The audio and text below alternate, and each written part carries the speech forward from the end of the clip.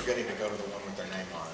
That's what they get for giving me the controls. All right, next up, we have some gentlemen who also are working as judges this weekend, and I'm going to bring them out individually, but they're going to talk to us as a group. First up, we have this gentleman, Charles Stone. And back in the day, when he was touring with Elvis Presley, yeah, come on.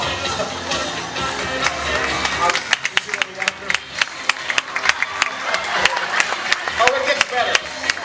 Oh, it gets better. Charles Stone worked with Colonel Parker on the advance team. Next up, we have Elvis's head of security, Dick Grob.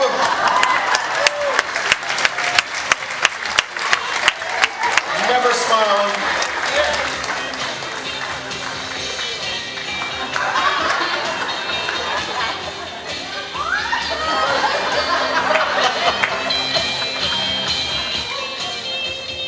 There's Dick. That's your concert security badges, right? Those are your concert security badges? That was it. And then we have another security for Elvis, Sam Thompson. Come on out, Sam.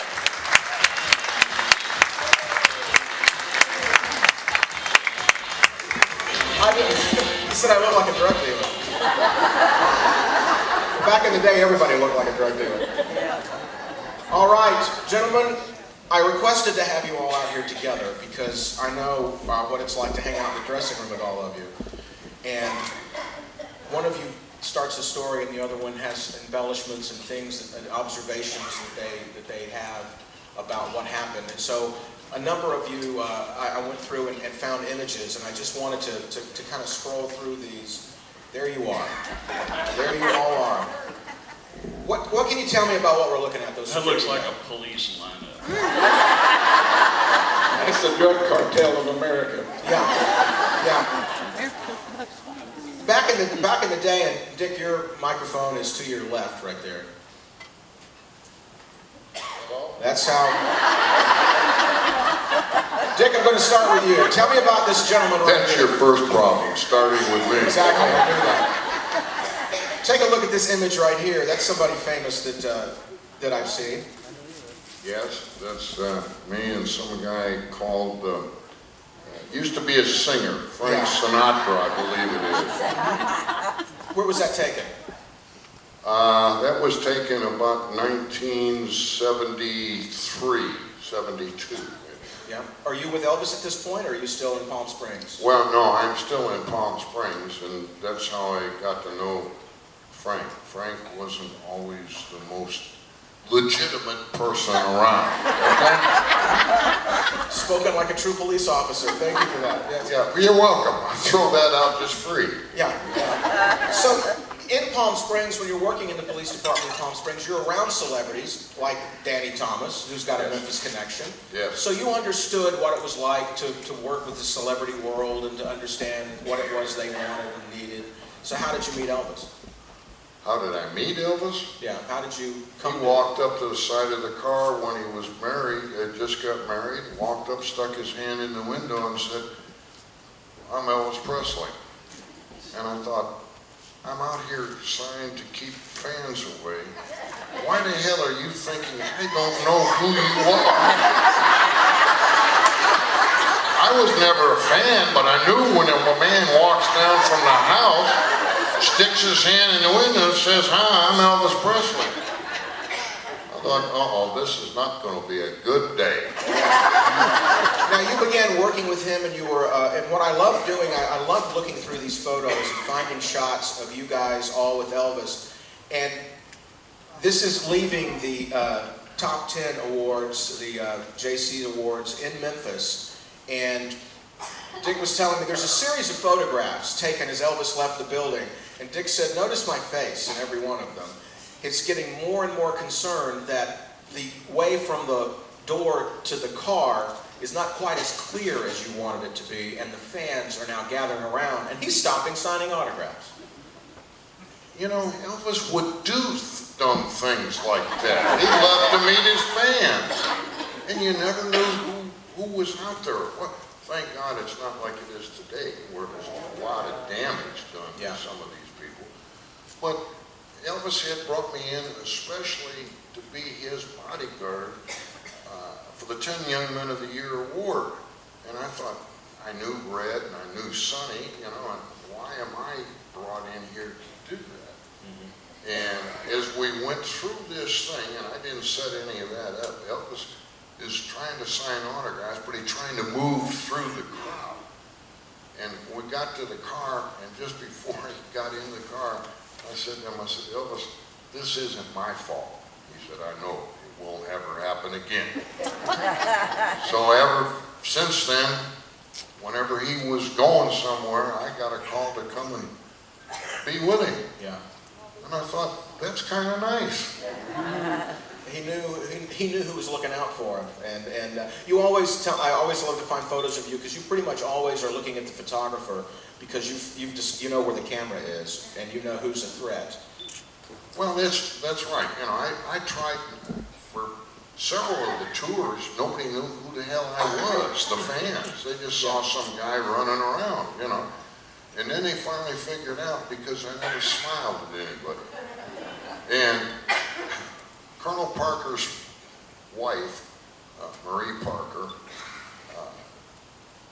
had attended a birthday party of mine, and they gave everybody the opportunity to kind of roast me as they. I haven't talked to them since then, but that's beside the point. And she got up there and said, "I've known Dick since Elvis started on tour, and we were very close friends at that time, and then things changed, and we got back together right after, or just before the Colonel passed away, and she said, I noticed that you were smiling now." And I said, well, yeah. She said, well, why didn't you smile back then? I said, because I wasn't paid to smile. She thought that was funny as hell and truthful. I don't want to see you smiling now. That's because you're sitting here. I'm watching you.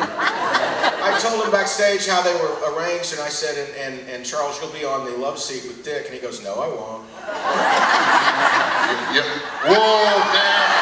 Sam, got my back. All right, Sam, you enter the orbit of Elvis. Look at that outfit. I think Sam's wearing the drapes. I'm not sure. That's what Elvis said. That was 73 or 74. And I'm wearing a puka shell necklace that Elvis brought back from Hawaii for the Aloha special and gave me. And he loved that picture when he was dating Linda. That picture was a family photo. He actually had that in a frame in his bedroom. Yeah. And he would laugh. He said, looked like I pulled the drapes down and made a shirt. And it does. So who's in that picture? That's my wife, Louise, in the gorgeous tapestry dress, which was so fashionable back then. And me, and Elvis and Linda, and Lisa Marie, and she's about 5 years old there. Wow. And my mother and my father. And Lisa lost a tooth. We were staying at the Hilton. And Lisa lost a tooth the night before. If you blow that up, you can see a little hole in her teeth there. And Elvis put $1 under, Linda put $1 under her pillow from the tooth fairy, and Elvis took it out and put a $100 bill. And that's where it started. And so how did you get the job? How did you meet Elvis and come into his world? Well, in that picture I was a cop, because we all had little short hairdos back then, you know, and Elvis was dating Still short. got the short hair. Well, as long as I have some hair, it'll be short, I guess. But the short answer is he was dating my sister. And so she mentioned to him that I was a cop and he wanted to meet me. So like Dick's situation, I went over there. And I was in a full uniform because I had to go to work that morning. And Linda had warned us that, you know, we were going to go over and meet Elvis around midnight. And you know, he would stay up all night long. Well, I had to be roll call at 5 a.m. So I wore my uniform and went over there. And if you've all been to Graceland downstairs in the yellow room that's got mirrors and all where the bar is, well, that room wasn't done. Linda and Elvis decorated that room, and Linda decorated the room with all the gathered fabric in the pool room. But that was later. This was in '72. And it was just pretty much a basement with 3 TVs in it. And I'm sitting there, And I heard Marion talk about static electricity, and that's exactly what you had with Elvis. I had my back to the door, which is always a mistake, you know. And all of a sudden, I just felt the hair on the back of my neck stand up, and I turned around, and Elvis is standing there. He's got a karate gi on, because he'd been practicing. He had sunglasses on, a Greek fisherman cap, and a Tupelo cigar. At 1 o'clock in the morning in a windowless basement. And I thought, that's the coolest damn thing I ever saw. And he crosses the whole room, walks over, takes his cigar out, sticks his hand out, says, "Hi, I'm Elvis Presley." Like I don't know that. I'm in his house to be him. You know, and it just went from there, you know. And of course, first thing you want to know is that would I have a weapon on me? And I said, well, yes, you know. So we had to show the pistol. He showed me the karate move where you disarmed the fellow and all that. And we spent the night singing gospel songs, and I went to work the next day. And that's kind of the way it started. And it's probably knowing Elvis's love of law enforcement, as you were thinking, wow, that's the coolest thing I've ever seen. He was probably looking at you going, wow, that's the coolest thing I've ever seen. He actually was standing there fingering the badge I had on, you know, like I'd seen him do so many times, I thought he was going to take it off my shirt. He loved law enforcement. And Charles, for you, I've got that photo. Most of the time, A deer in headlights. It's